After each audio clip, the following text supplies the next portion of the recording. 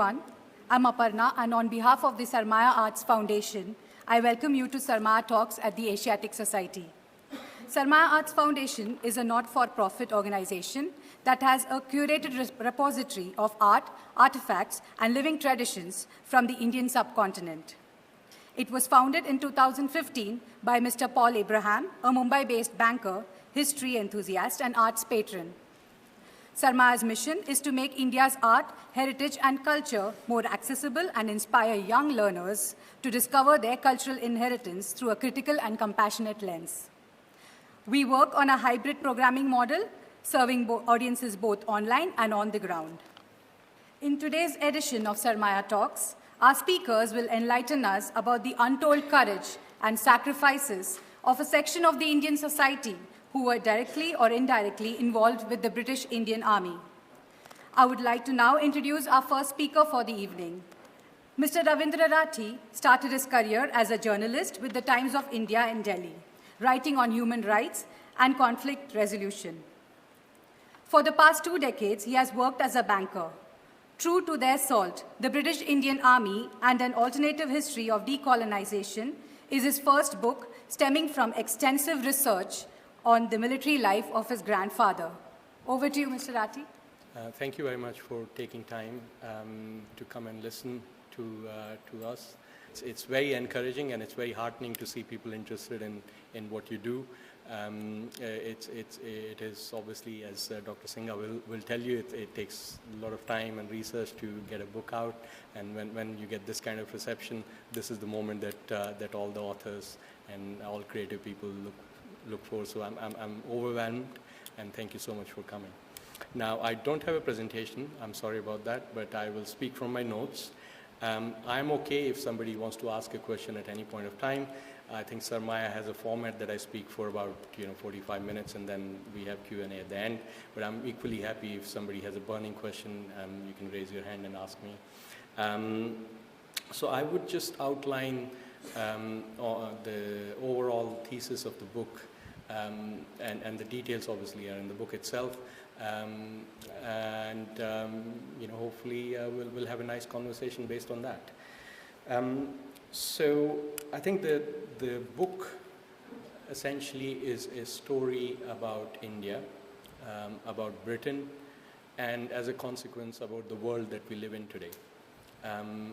The world that we live in today is heavily influenced by Great Britain, and it was not always so. If you go back even 300 years, before Marlborough's victory in Europe, England, or Great Britain, what we know as Great Britain today, was just one other country amongst many others.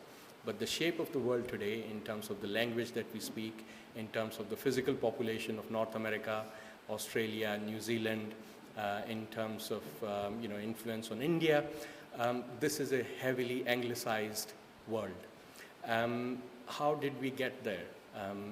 That answer to that lies partially in England's link with India, India being a significant colony of British Empire, and the most important contributor to the British Empire and Great Britain of today had been the British Indian Army, which Britain maintained in India for almost close to 2 centuries, and that basically distinguished Britain against its many other competitors, starting from 18th century France, Russia, later on Germany, and got Britain where it is today. So that's broadly the book is about. It is about military history, but it is a story about how our world came to be the way it is. The contribution of British Indian Army to Britain was twofold. One was to hold a large subcontinent, large geography like India, which was a very large economy, significant wealth and resources, and it would not have been possible had it not been the army that was recruited from India to actually hold this large economy at the disposal of the metropole in UK. The second large contribution that the British Indian Army and the Indian soldiers had on the British Empire was to act as a strategic imperial reserve for almost close to 2 centuries for Britain. And with that I mean that deployment of Indian soldiers across the world, except probably Americas, was a regular feature, maybe not in Australia, but otherwise the deployment of Indian soldiers across the world, and the fact that there was such a significantly large garrison so far away from Europe in Asia, at the confluence of Arabian Sea, Indian Ocean, and the Strait of Malacca, gave Britain a strategic reach which could not have been matched by its European adversaries. How did it come about? So I think when we look at our own history, I think the recent modern history, 1947 and before that, there are various ways you can look at the colonial period. From my perspective, I think it's essentially both colonization and decolonization are strategic phenomena. With that, I mean it's basically about about holding a population and a geography with force, and the force can take various forms. And decolonization is about that resistance or that force not being effective enough, and that's when you decolonize. It doesn't happen simply by wish or by any other software, so to speak, means. So with that perspective, I think if we start from mid-18th century, the biggest challenge that Britain had compared to its adversaries in 18th century was twofold. One, very small population base, and two, not huge amount of economic resources, but that was not exclusively Britain, that was also other European powers in 1700. For example, the French population in 1700 was about 2.5 times that of Britain. Even in 1815, it was 1.5. Only in 1900, you get a degree of parity between France and Britain. And now we have economies which are different in terms of their productivity. So you have rich countries, you have poor countries, but if you reverse the clock back, when the productive capacity of different economies was not much different, there was not huge amount of mechanization, your economic wherewithal or the revenue base from which you can actually hire soldiers or provide surplus to recruit armies and equip them came from the number of men that you can have under your command. Now, being a smaller country with a very limited resource pool, facing adversaries like France, Russia subsequently, Britain was always short of fighting men. That's one part of it. The second part of it is that in 20th century, especially after the First and the Second World War, the pageantry around the soldiery and all of that, this is a new phenomenon. In earlier period, men in UK did not want to be soldiers, especially in the ranks. It was not a profession that people aspired to, and there was a time when you literally had to coerce people, whether they be criminals or people who had not paid the debt or destitutes. You would hear about people being taken off the street and forced to join the army. So you have a small population base and a profession which is not very much in demand.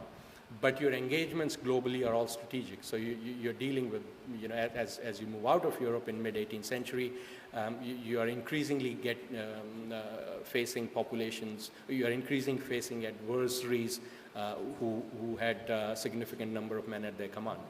Now, that was totally different from India, but this is the starting point that Britain started from. In India, on the other side, you had a large recruitment pool of soldiers. The labor market was very mobile, and the population was quite significantly, multiple times that of UK. So in 1700, Indian population was around about 25 to 30 times that of UK. It declined in comparison because of all the famines and everything else, and the health reasons and various other depredations. But even till 1945, the Indian population was 8 to 10 times that of the UK.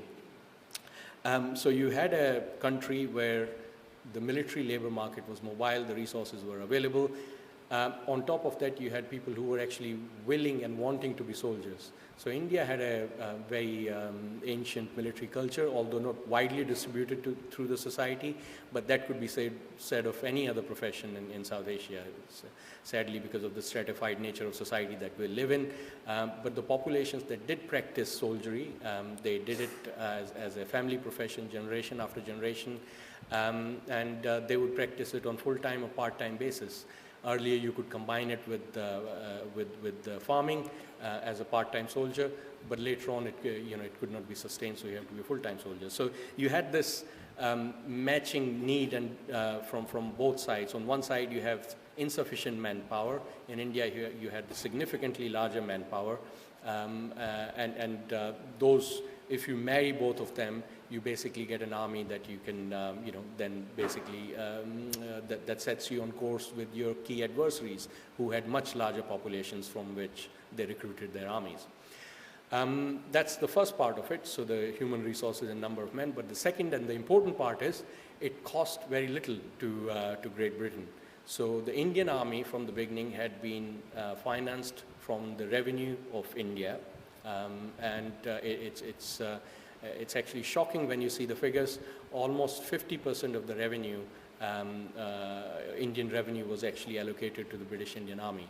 It goes up and down, but roughly 40% to 50, even 60% in 1930s was allocated towards British Indian Army. If you look at the similar figures for UK, it's lower single digits, 2%, 3% of the GDP throughout 19th century. It actually rises after Britain loses access to Indian labor market and the Indian soldiers during the Cold War after 1947.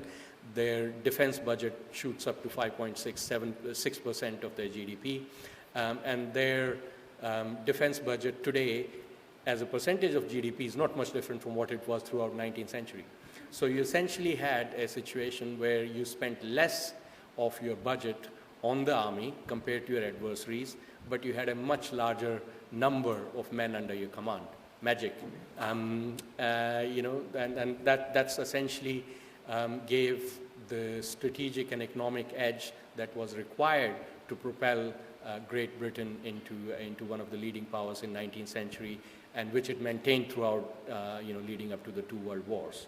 So that's the fiscal military linkage that I've described in the book.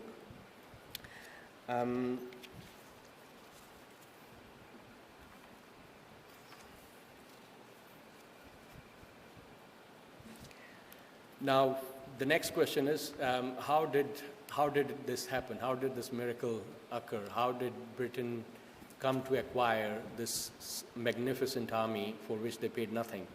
And the answer to this lies obviously in the military culture, which differed, and the military command and control structure, which differed in both Europe and in India in 18th century. By the beginning of 1700s in Europe, you had a situation where the armies were paid centrally from the state exchequer. In 17th century, before the 30-year war, you had a situation where you would have so-called colonels who would hire armies on private. They would be paid a lump sum. They would bring a number of soldiers to the assistance of any sovereign, various European powers. Sometimes you would have people who would have hiring 1 or 2 battalions, or you would have, there were people who actually hired armies across the continent, and they provided their services. They got paid a lump sum, and any surplus they could generate would be for their own benefit. But that was not a very stable situation, because what that meant was that there was a lot of corruption.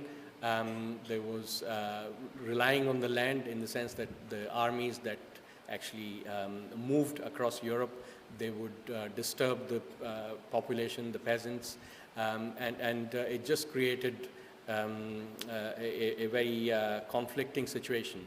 So after the end of the 30-year war, most of the European powers actually absorbed these armies into standing armies, where their payment both for the equipment and their salaries were to be done centrally, And this was not a new thing because there were always household regiments in most of the European states, but they were limited to kind of a bodyguard type of two regiments, 3 regiments, 4 regiments. But now you had national armies. So in the beginning, in 1700s, you had national armies, centrally paid, centrally equipped, and a separate office cadre which was responsible to the sovereign in most of the states. You also had improvements in terms of the battlefield tactics. So cavalry was the usual late medieval, early modern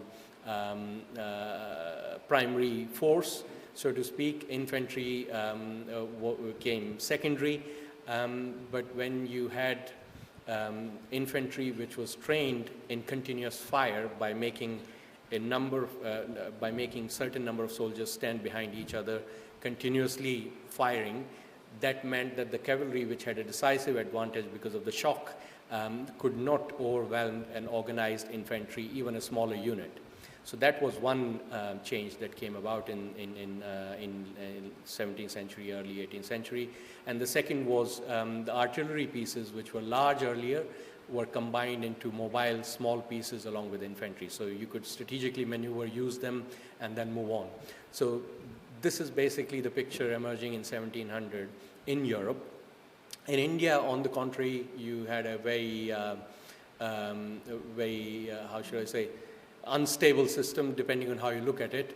The military command and control structure was combined with tax collection. So you would have, instead of being centrally paid a lump sum amount, you would be given a jagir, where you would collect revenue from a particular province, and that revenue you would utilize a particular commandant or particular, in the hierarchy from the emperor downwards, you would use that revenue to pay a certain number of soldiers in your service, which you would have to provide if you were demanded to report, and any surplus that you could generate is for you. Now, if you think about it, it's a very dangerous combination because you're not reliant on the sovereign now for payment of your soldiers, but the sovereign is reliant on you to provide the soldier at the right at the moment that he needs you. It mostly worked when you had a centralized authority, and when the centralized authority could rely on the competing jealousies of various commanders and the various governors of various provinces. But if you had a situation where there was instability, there was family feud or civil war, you basically, that system could disintegrate very quickly. And that's eventually what we see happening in early 18th century in India.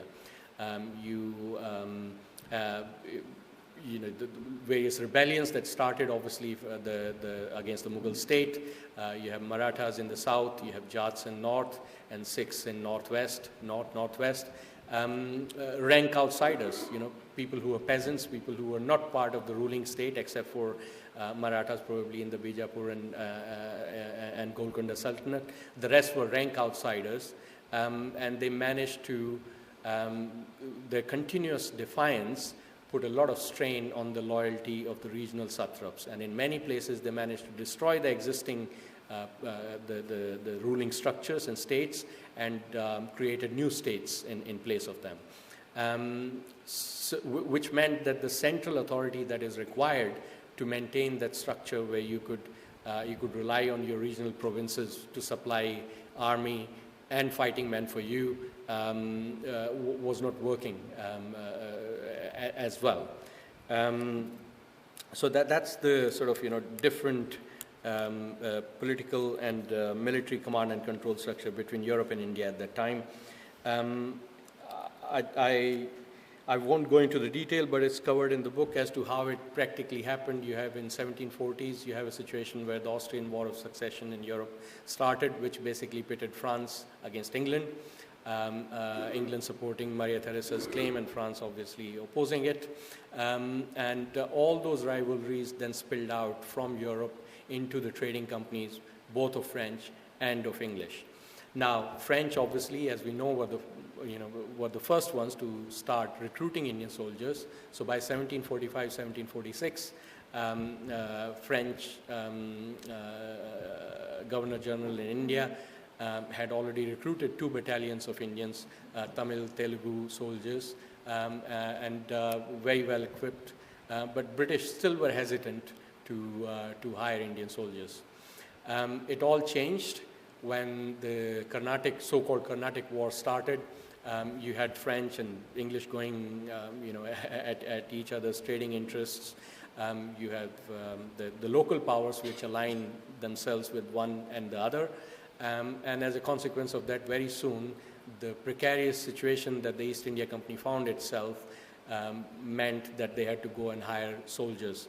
And the soldiers that were available were essentially war bands, like people who worked together and provided their services as a war band. They were called Jamadars and Subedars. They would come along with their family members, their cousins, their nephews, and a couple of other people from their villages, and they would offer their services, get paid a lump sum. That's how the rudimentary army, East India Company army in Madras started at that time. Obviously, as time went by, in next 2 decades, the structure of this army was formalized. It was formed into companies of about 80 to 100 soldiers and battalions of about 800 to 1,000. But the growth was meteoric. So in 1740s, you had no more than 1,000 Indian soldiers employed by the East India Company. But by 1765, you had almost 29 to 30,000 Indian soldiers. With the increase in this number, East India Company managed to get control of Carnatic, Bengal, and obviously turned both Hyderabad and Awadh as subsidiary allies. So that's essentially a story I think that many of us know, but it's important to kind of remember that. The next question that I get asked quite often is that, how could these Indian soldiers be recruited by foreigners with such ease? This is, people find it difficult to kind of conceptualize it today. But if you look at India in mid-18th century, or at any point of time, India is a very diverse society, more diverse than any other society that you would see today, or you would probably have seen even in 18th century. You have all the religions, all the races, communities, classes, and so on and so forth. And there was a culture where the employment-employer relationship of a soldier and his superior did not always have to match. So you had soldiers who would basically be serving in the armies of princes who were not necessarily of the same religion, caste, or race. The soldiery as a profession was practiced independent of your alliance with the ruling house's background. And that's very unique in the sense that it's difficult. At the same time, in Europe, you would not have, so many French soldiers being employed by British or vice versa. There were clear demarcations, and probably you would have Swiss serving in the French army, and there would be some cross employment. But broadly, amongst the major power, it would be treasured to see English soldier being employed by French or vice versa, and so on and so forth. So India, in that sense, was different. This diversity, in many ways, allowed soldiers and the employers who actually hired them to basically create this relationship, which was at the core over the next 2 centuries, to expand and to build upon. But that provides the necessary conditions for hiring of Indian soldiers by foreign trading company, but not sufficient. The other key difference, obviously, was the way East India Company and primarily East India Company, but the European trading companies treated their contractual obligations with the Indian soldiers. Now, obviously, if you're a foreigner in a country of the size of India, they were acutely aware of how vulnerable they were, in a sense, as traders. The British had been in India since 1600, and they took their contractual obligations to their soldiers very, very seriously and sincerely. With that, I do not mean that they paid excessively or they paid, more than what an Indian prince would pay, but they would pay regularly. And in fact, one of the first dictums that came from the East India Company headquarters in London to the EIC in India was that In terms of your priority of expenses, the salary of a soldier is the first item, and no matter, everything else had to be defrayed, but a soldier has to be paid in time. You might have to steal, borrow, loot, whatever you need to do, but pay the soldier in time, which was in contrast to many of the Indian powers at the time, who would keep the soldiers in arrears.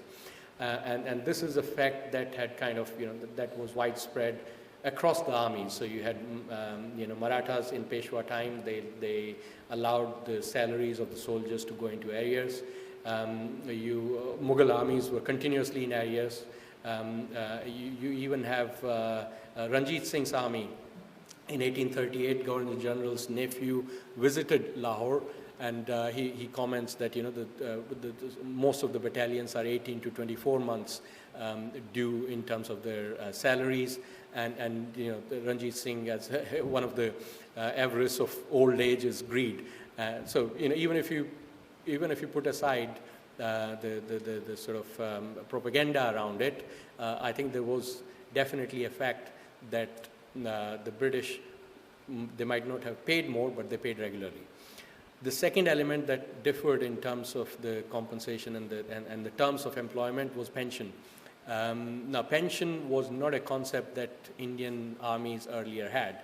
There were elements, Humayun, he did pay a kind of allowance to retired old soldiers and their dependents, especially for the dependents who expired in the war. There was a kind of allowance called Bal Praveshi that Maratha armies employed for children or the descendants of the soldiers who died in the war. But broadly, it was not an institutionalized payment. Pension, in many ways, transformed the terms and conditions of, or the attractiveness of the employer for Indian soldiers. You would become eligible for pension if you served for 20 years for a 3 rupee per month. That's not a huge amount, but that would last till you live. And for somebody who is a farmer for the rest of your time, that is a very, very attractive and stable proposition. Later on, the period that you had to serve was reduced to 15 years for a certain amount of pension, and if you served 14 years, you obviously got a higher pension. You also had Jagirs, but this concept of basically you can basically rely on your employer throughout your life at various stages of your life, including to your old age, was a great facilitator, so to speak, in terms of employment of soldiers in India by the trading companies. But that's not the sole reason. I think it was also the culture that the soldiers in India, or the soldiery in India, generally practiced. Now, I was struck by the similarities between the Indian martial or the culture of soldiery and also the Japanese culture. You have harakiri and all those traditions, putting the life of your master above yourself. Now, I'm not saying that every soldier is inspired by or was inspired by those ideals, but those are normative ideals. Normative ideals in many ways act as the motivating force, especially when you're looking at the soft aspects of any collective conduct. Many fall short, but still there is something to basically work towards. And in that normative ideal, I think because the profession of arms was reserved for a small population within India, and not everybody was allowed access to weapons, a degree of responsibility went with holding that weapon. So you have this concept of duty, dharma, that whatever you might want to call it, which is that you hold a weapon, but you hold a weapon to basically uphold righteous conduct. And it goes back to the ages, all the way back to the various scriptures, Mahabharata and so on and so forth. And also another key element, which I think pervades not only the soldiery but broader aspects of our culture, is renunciation. Renunciation essentially is that, there's this worldly desire to acquire, but equally there is power in giving up. And that's the basis of the power of many an Indian historical figures, current figures. You know, we love somebody who's been able to walk away after having acquired or having the opportunity to have it. And what is the most important possession that a man has, especially as a soldier? The most important possession, obviously, is your life and your family. And in that culture of renunciation, it is when you're not able to uphold the duty, or when you're not able to uphold the path that has been assigned to you, to be able to give up your life is seen as a natural progression from there on. And that's why you have this concept of Saka and Johar. By the way, Johar has been always mixed with Saka, which essentially means that if you're not able to win a battle, which you thought was the righteous battle, you would basically sacrifice your life at the end of it, going out and fighting. And there are many instances, first-hand account of this in the book that I've included. Not all of them, but few of them. And they're very illustrative. You have situations where one particular one is in 1500s, in mid-16th century, you have the Sultan Bahadur Shah from Gujarat, who defeated the Malwa Sultanate, destroyed it with the help of Silhadi, who was a Rajput warlord. And having destroyed and taken over the Malwa Sultanate, he immediately fell out with Silhadi. And it was a very, very peculiar reason. Silhadi kept in his household women both who were Hindus and Muslims. And the ulemas who were with Bahadur Shah, they goaded him. They said, he has Muslim women in his household. You need to take action. Either ask him to release them or convert. Silhadi, because he had such large possession and he just won, he said, okay, fine, I'll make some concession, and I'll probably, the exact words were that I wish to be dignified with the enlightenment of Islam, or something like this. So he made conciliatory movements, and he went back to his fort in Raisen, and there everything turned upside down. Durgavati, which was his wife, she said that, no, this is, what you're doing is not the path that we've been born to follow, and this is not the path that our ancestor would like us to follow.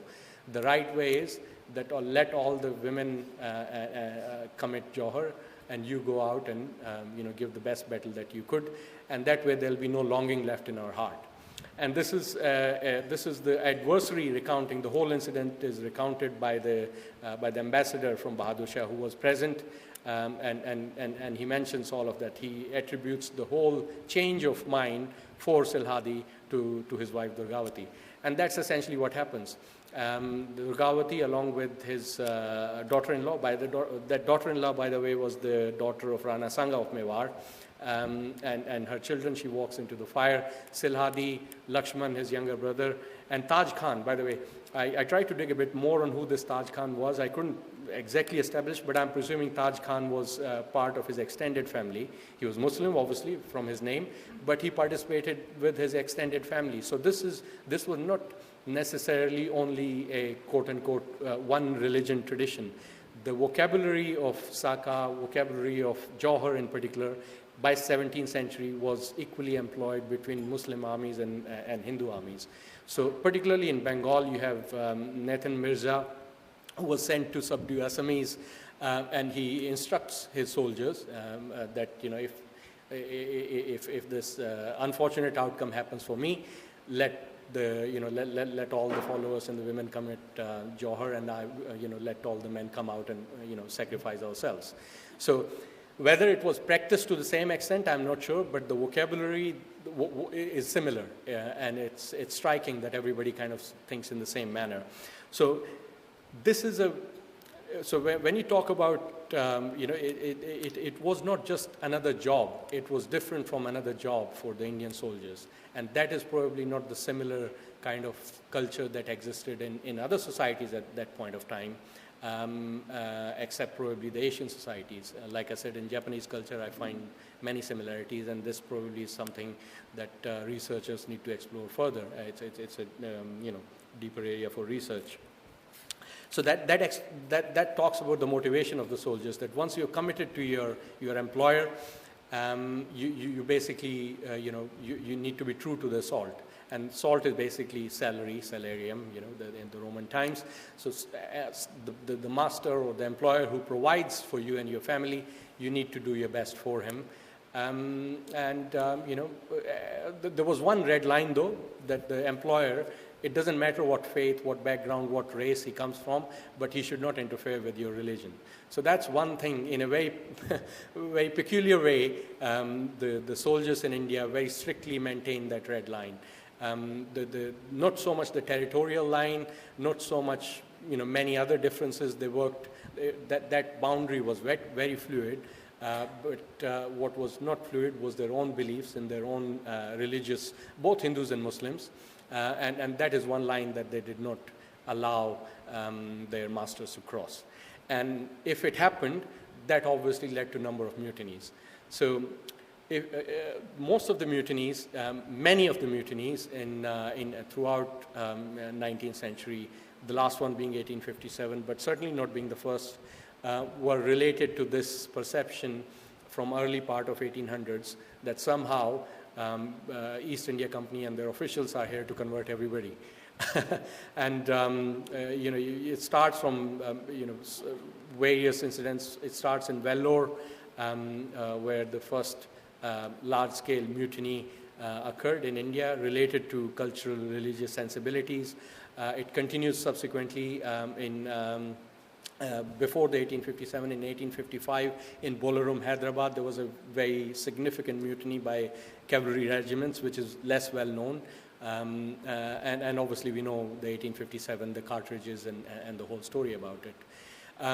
Equally, the soldiers, especially before 1857, the soldiers which were hired from Awadh, the northern Bihar and eastern UP, that area, they had very peculiar beliefs about not wanting to travel overseas in ships, so on and so forth. So that was always a reason for dispute, which meant that the East India Company adapted its practices accordingly. So much so that after 1857, they became paranoid about not interfering with the religious beliefs of their soldiers.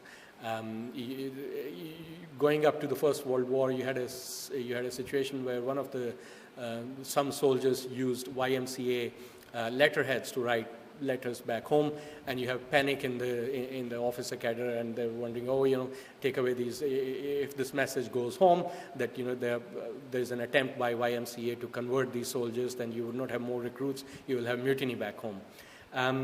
Same in the Brighton hospital, where injured Indian soldiers from the Western Front actually went for treatment. The one missionary did manage to get entrance, but as soon as the commanding officer found out, he freaked out and he said, we should not have any of the missionaries anywhere close to the Indian soldiers, because that's a big taboo, and we need to make sure that it doesn't cause further trouble. So this is an important element of the relationship between Britain, the East India Company first, and then subsequently the Crown armies and their officers and the soldiers in India. I already talked about the payment, the sort of employment terms.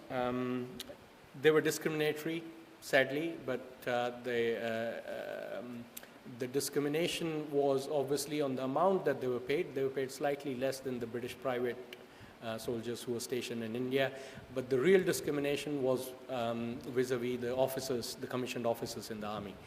And it was particularly severe because only white European officers were allowed to become commissioned officers.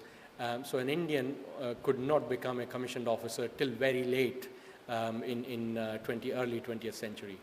It was not the same. It started initially when 1740s, the East India Company army started to get involved in Bengal, in Madras and various other parts of India. They relied heavily on Indian officers, which were called Jamadars and Subedars. And these officers actually commanded significant companies and battalions.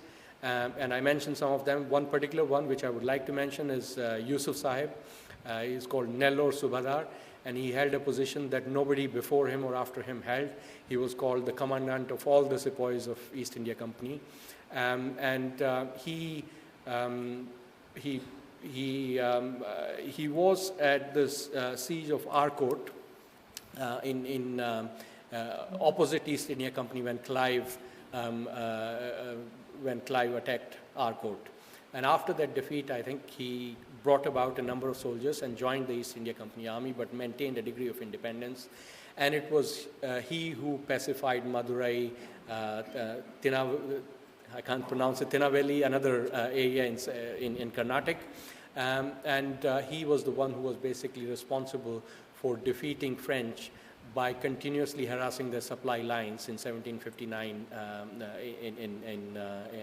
in Karnataka. And after that, he basically asked to be reassigned to Madurai and said, okay, I'll manage the affairs of this province that I actually settled for you.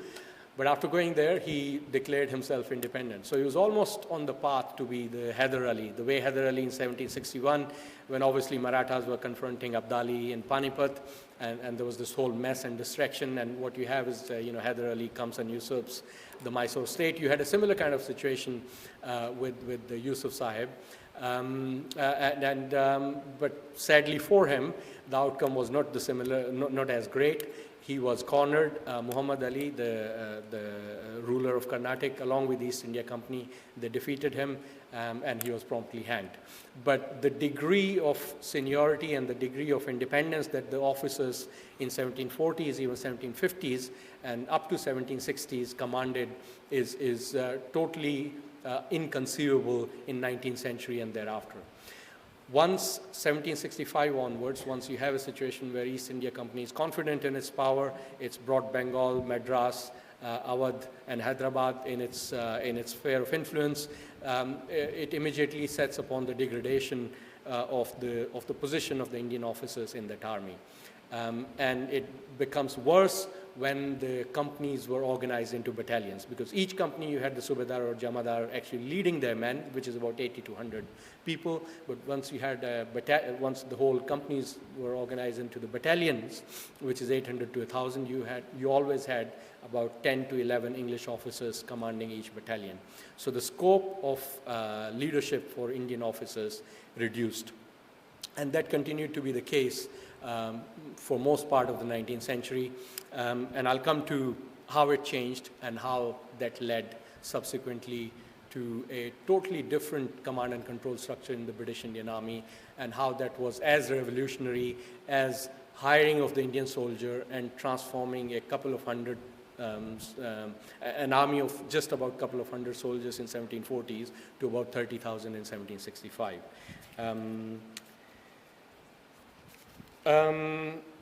The next element is obviously you have a situation where you have a degree of distrust between the imperial authority and the Indian soldiers on whom the imperial authority primarily relies to maintain their rule and safety in India. There has to be some strategy to keep this army in control. It does not speak the same language as you. It's not of the same racial profile. It is of a different religion. Of course, they're committed to their employers and all the reasons that I talked about earlier, but it's still different than you. It's not the same as hiring soldiers from England or from Leicestershire or one of the counties, or even Scottish soldiers and later on Irish soldiers. These were very totally different people. And in terms of control, there were essentially three instruments through which the imperial authorities maintained their control over the British Indian Army. The first one was making sure that there's always a distinction between different communities, whether it be based on religion, caste, so on and so forth, and to employ them in such a form that one could be used against the other. And this starts pretty early during Clive. When Clive organized the Bengal Army in 1765 into brigades, he made sure that each brigade had certain battalions which were of Hindu soldiers and certain battalions which were of Muslim soldiers. After 1858, they tried to mix different communities in one battalion, i.e. a company-based class company structure, where you would have one company based of a particular religion or a caste, but the battalion would have two. But by the end of that century, in 1900, we had come around full circle, and we again had single caste, single company, single religion battalions. So that was one of the first instruments to basically exploit the religious community caste differences between the soldier population of India.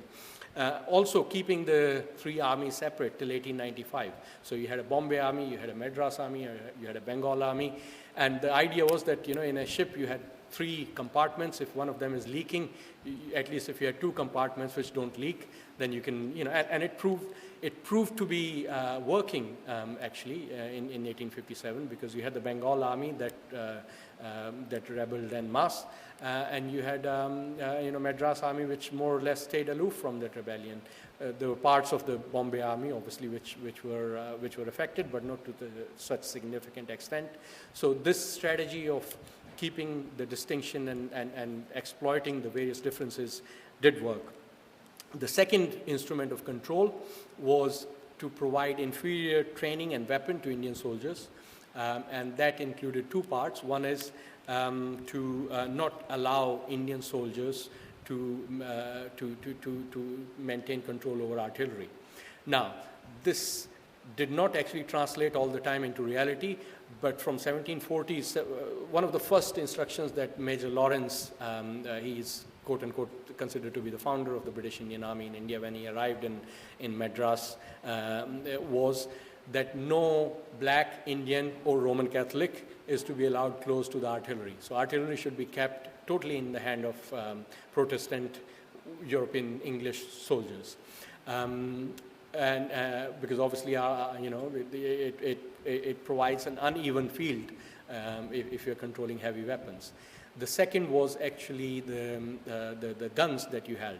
So the guns that Indian soldiers had were always 1 or 2 degrees inferior to the European soldiers. And that continued. It actually accentuated, formalized and accentuated after 1857. It existed not in such a formal policy, but after 1857, when they decided to give Enfield rifles to British first, and were trying to distribute them widely to Indians as well, they said, no, let Enfield rifle go to the European white soldiers, let Indian use the previous version. And subsequently, there are various versions, Martinry and this and that. It was only in the beginning of the First World War that a degree of parity between the weapons of Indian and European soldier was achieved. Till that time, Indian soldiers always had inferior weapons. And obviously, there were imperial state troops, but even for the imperial state troops, the range of the artillery was prescribed, and it was not to exceed certain, a certain range. And this was not a wide problem, because most of the imperial state troops were not up to the mark, but even the larger ones, like the one that Scindia kept, or Hyderabad, they were not allowed to possess artillery beyond a certain size. So that was the second way in which they made sure that these soldiers and this army was kept in control. And the third and the most important one was obviously to maintain the officer cadre into European hands. So not allow Indians to become officers or commissioned officers in the army, in the British Indian Army, was one of the key instruments through which the Britain controlled British Indian Army, and by the virtue of controlling British Indian Army, controlled India, and obviously maintain this strategic force which they could utilize anywhere in the world and achieve their objective. I talked about one point I would like to make here is that 1857 obviously was a big attempt by the Indian soldiers, where they threw away the loyalty to East India Company. And two of the instruments of control, the first one, which is the difference between communities, was overcome. So the Hindus and Muslims and various other castes, they were all united in the Bengal army, at least. They also overcome the control instrument of inferior training and weapons, because they helped themselves to, Delhi was one of the most significant army depots, so they helped themselves to the weapons there. But the third one, which is the command and control structure and the experience of a commissioned officer, especially the field experience, is one that that rebellious army which allied itself to Bahadur Shah Zafar, could not overcome. So you have a funny situation where Mirza Jawan Bakht in the beginning is made commander. He's up to no good. Within a couple of days, there's mess all around and people fighting and the looting going on. And then Bahadur Shah removes him and puts the cavalry commander from Bareilly, who'd moved on to Delhi, as in charge of this army as the commander. But he never had field experience either. So I think that's one of the key deficiencies of the rebellious Bengal army in 1857, which they could not overcome vis-a-vis the East India Company, where the officers actually had a holistic picture. They had command, moved, equipped, trained, motivated, large armies running into tens of thousands. And it's, that is a very key component of why some armies win and others don't. It's not necessarily simply numbers. It's not necessarily only the courage. Obviously, it is weapons, and now it's technology. But at that time, the technology was not such a big differentiator between various armies.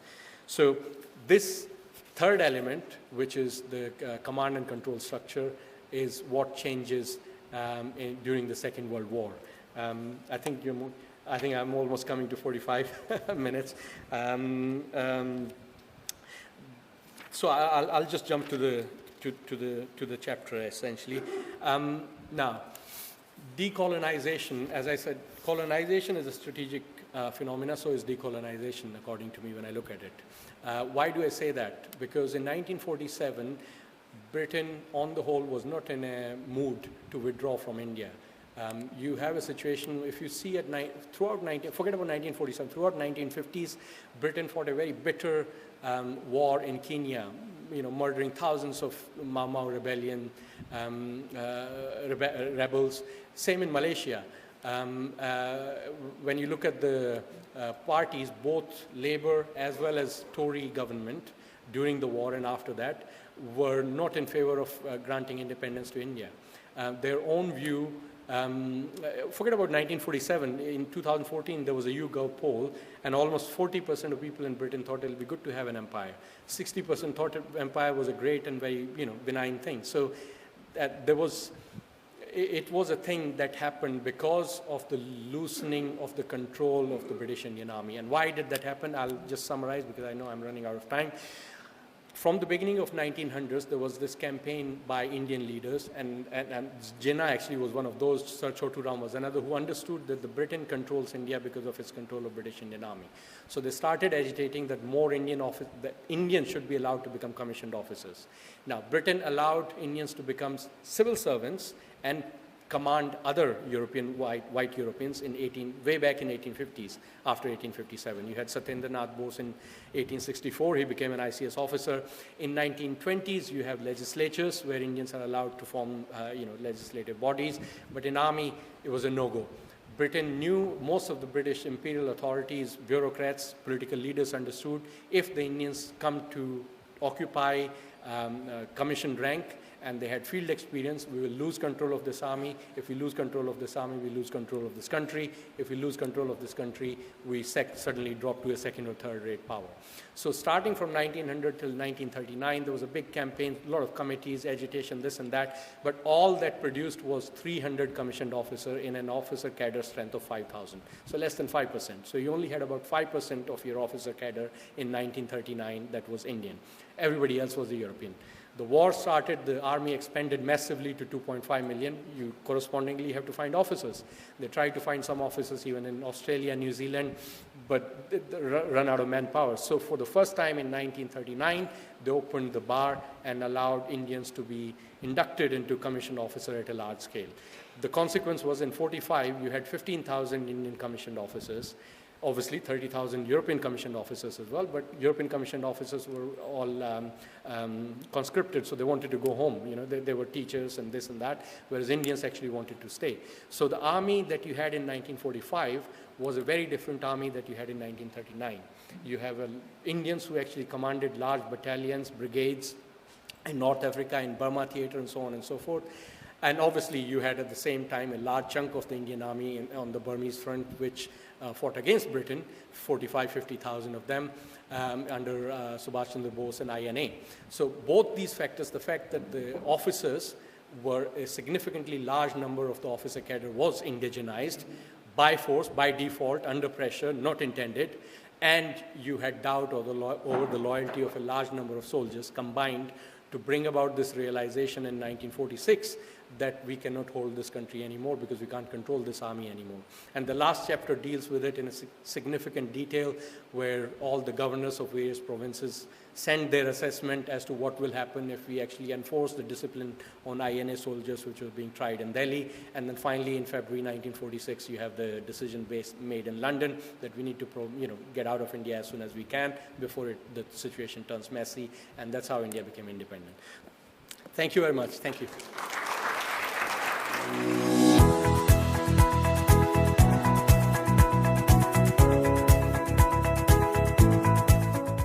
Subscribe to Sarmaya and be a part of the stories and conversations around art, history, and culture.